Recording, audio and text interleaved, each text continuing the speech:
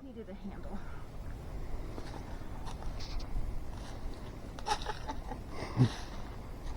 God, you're hoping I will fall down. No, I don't hope that.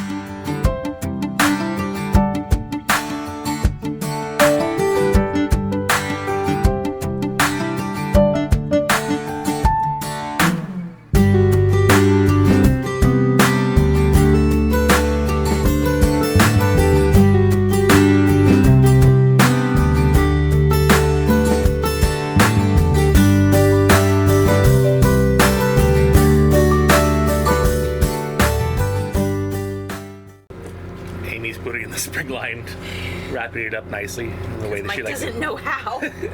We're about ready to leave Fulford. It was a nice little stop. Glad we found a spot on the dock. Yeah. Yeah, it's a little town. You can see it really quickly. Yeah. Yeah, it's a one But block. we went for a little walk up to the church. Yeah, that was really cool. Saw The the cemetery and all the history. history. Yeah. And the restaurant last night was very good. Yeah. Rock salt. So, yeah, And now then there's a small little store. little grocery that- store. Mm-hmm. And we got some extra little soaps and other type of creative stuff.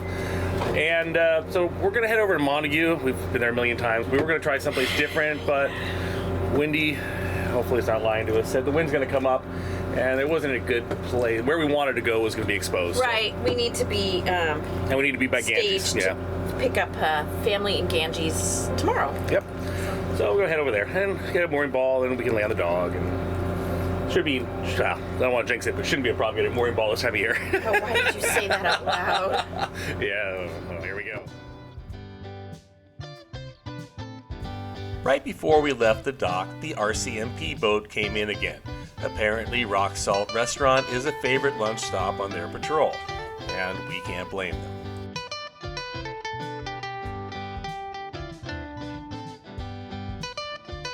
And the ferry was also coming in, with possibly some passengers with the same idea.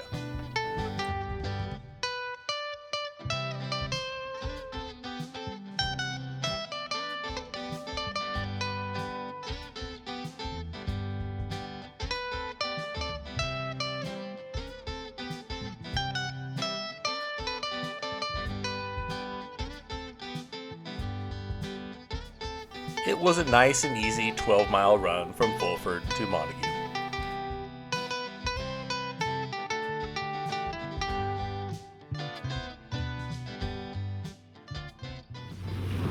Again, a huge advantage of being here in the off-season, anything after Labor Day that is getting a mooring ball is not tough. Even though you may remember earlier this year when we were with Flo that we got one and there was actually one or two available more. Yeah, that's nice. It's a very popular place, so understandably that they fill up, but I'm seeing a ton of them, so we have our choice of where we want to be, and that's always nice. So even though we've been here a ton of times, well, we're back again. It's a nice spot. Happy to be back. Yeah, I like it here. It's like we've been here before. Deja vu.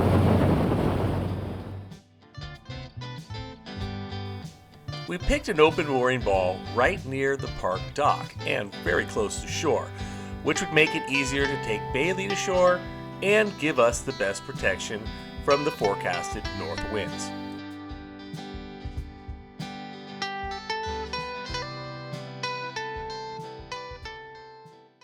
And again, you've seen us here a million times, so we're here on a ball. The wind came up for a little bit, and now it's just back down to almost nothing again. So, May not have been necessary. yeah, it may not have really been necessary, but here we are. And so we're gonna go just to shore for a little bit and just do a little walking around. Away we go.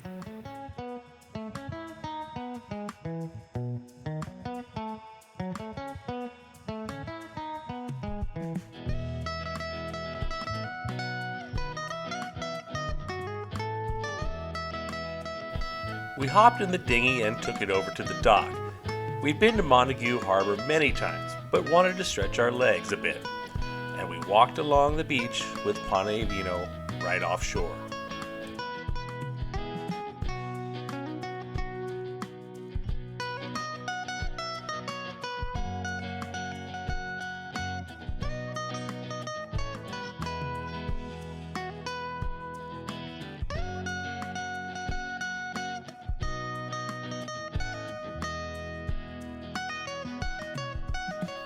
Part of the park is on an ancient midden, a shell mound left by the indigenous people over centuries, and the shells are still present on the beach.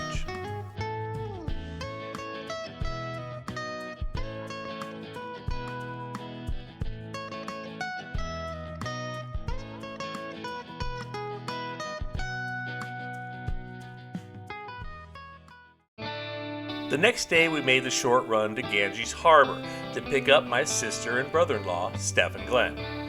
We got a spot on the public dock while they flew in on Harbour Air. Picking up people at Ganges is very convenient as the public dock is right near the seaplane dock. With our new passengers on board, we took off for Poets Cove on Pender Island. We're gonna go meet up with Steph and Glenn at their room, I guess, and then we're gonna. We can take our dog in. Well, we'll tie our dog outside. Anyways, we're gonna go probably try a walk to the lake. So we haven't been over there, and Green something Lake. I'll put it down below. We're walking up the same road that you walk up to go to the Enchanted Forest. I went to a couple months ago. But we go right at the top instead of the left.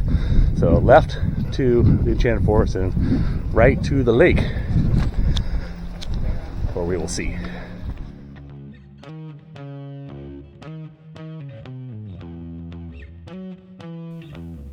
The key to finding the trail is to walk the road until you see the fire station, and the trail branches up the hill right before it.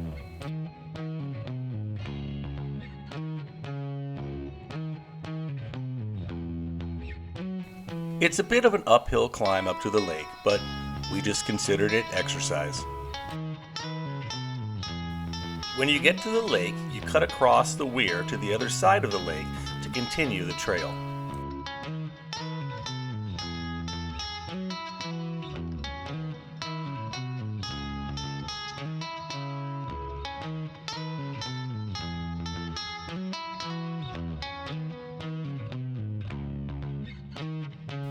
The trail then brings you to some beautiful views of the San Juan Islands and Haro Strait.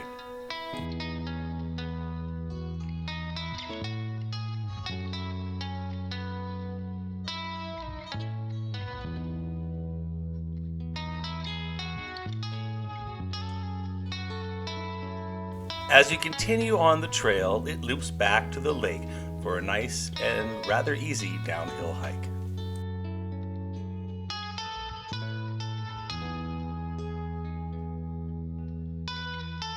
When we got back to Poets Cove, we had to put those lost calories back. And of course, we had to have some of those great poke nachos. And Bailey got to cool off with a little swim.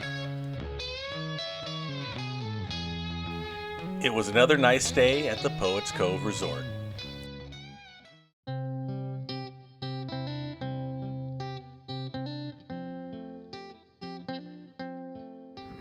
Leaving Poets Cove and another nice stay there, and we got that little hike up to the lake, and that was really cool. So got to do something different. And so we're going to head up to Ganges now, and Steph and Glenn are going to stay there a couple days, and then when they're all done on Monday, we will be heading back to the U.S. and start our way back. We just made the appointment for the haul out from a week from this Monday, so we got to get all that ready to go. So starting to wind down. We had to dodge some flotsam on our trip back to Ganges.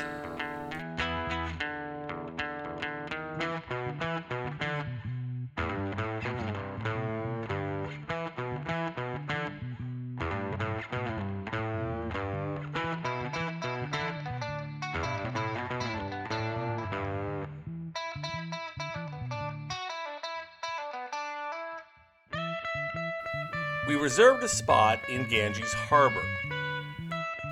However, there was plenty of room as we were moving into late September.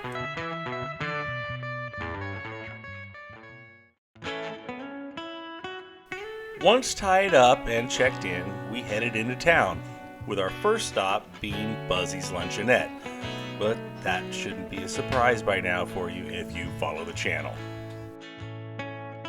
You just can't pass up good smoked meat sandwiches.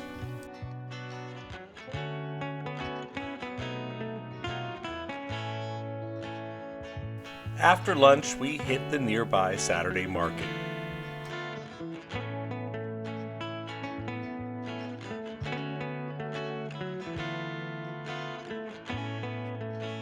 For dinner, we decided to try Cassette, a new place for us, and we were glad we did.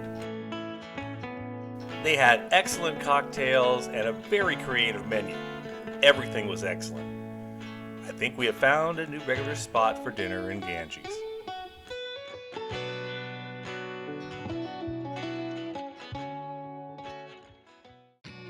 The plan for the day was to rent a car and tour Salt Spring Island. But first we wanted to check out the hotel that Steph and Glenn were staying at, the Harbour House. The room was very nice and the view was just beautiful. Our first stop was the Glass Foundry at 401 Upper Ganges Road. Amy works with glass at home, so of course we had to check this place out.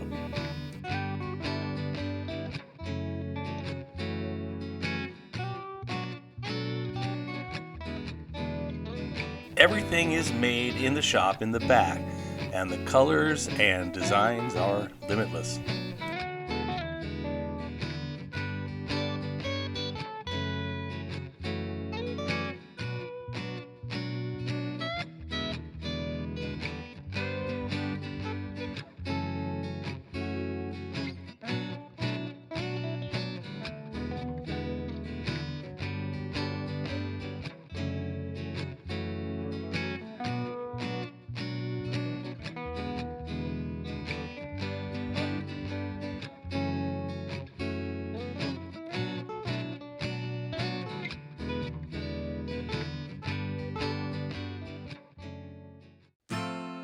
The next stop was the Salt Spring Kitchen at 319 Upper Ganges Road.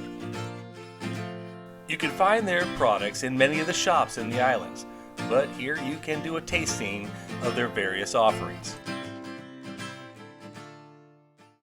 Now it was time to get out on the farm in search of cheese.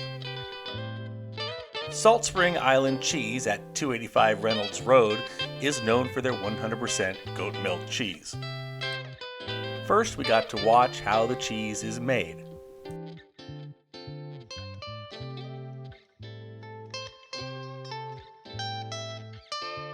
Then we got to see the goats that make the milk. Which of course is much cuter than watching the cheese being made.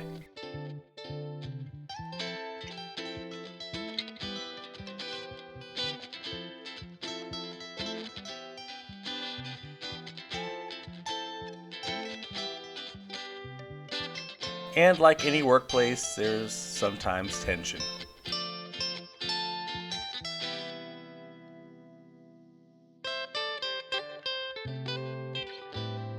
Our last stop was the tasting room to, well, taste all the different cheeses.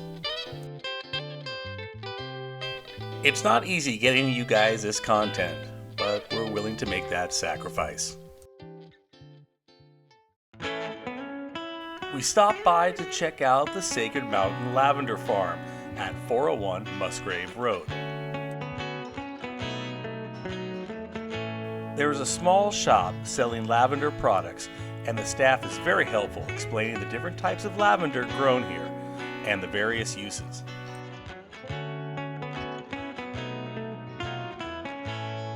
After you pass through the shop, you enter the lavender farm itself. We were fortunate to be able to meet the founder himself and talk with him a little bit. Yeah, hi, my name's Ben Sutton. This is Sacred Mountain Lavender on Salt Spring Island. This is one of our fields here. We have others. We have about 35 acres here altogether, and there's about 2.5 acres of lavender. We planted the first field in 2001, so it's nearly 25 years that we've been doing this. and we harvest lavender, make essential oil, make flower buds, flowers, and make a whole range of products out of it. People come visit here in the summer. We're open from April till October, and people find it really relaxing. Actually, it's just kind of a place to unwind, and that's quite rewarding to see. Yeah, for sure. Yeah. For sure. Cool. Thanks. Next up was Gary Oaks Winery at 1880 Fulford Ganges Road.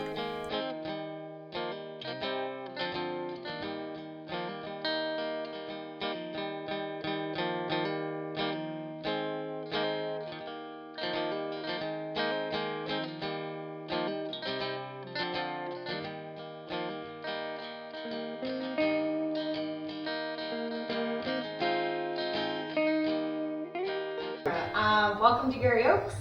We are a fully estate vineyard located on Salt Spring Island, British Columbia. We are solely sourcing from the property that our shop is situated on. We have 7 acres, and that's about all we're able to get from it. So we're a very small vineyard, supplying 100% Salt Spring wines to beautiful folks who come in. We've been going for 26 years now, and run under some pretty awesome leadership, and we get to be here serving wine to the restaurants and the liquor stores in Salt Spring, and then out of the shop, and that's basically what we're doing for our entire stock. So come on out if you're interested in trying some wine. Our final stop on the tour was the Cider Works at 529 Fulford Ganges Road. There is a nice tasting room and beautiful grounds to taste the different ciders.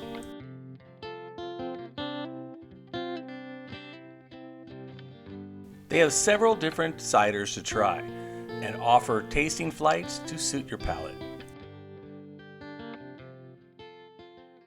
Steph and Glenn were hopping on the seaplane the next morning, so we had one more night to wrap up their trip. So we went to Moby's Pub.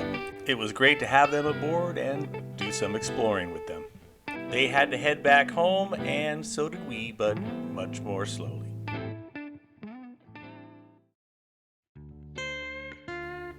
Join us in our next episode when we leave Ganges and head back to the U.S., and we reluctantly take down our Canadian courtesy flag. After getting through customs, we go to Reed Harbor and get a spot on the float next to a fellow navigator. The next day, we anchor in Garrison Bay on San Juan Island for the first time, and we take the dinghy around the corner to Roche Harbor and enjoy the town without the summer crowd. Later, we have dinner with our new friends from the boat Life of Pi. For our last day in the islands, we anchor in Blind Bay and take the dinghy over to Orca's Landing and see orcas on the way. So be like this lazy seal. Roll over and dive down to the subscribe and like button. We appreciate every one.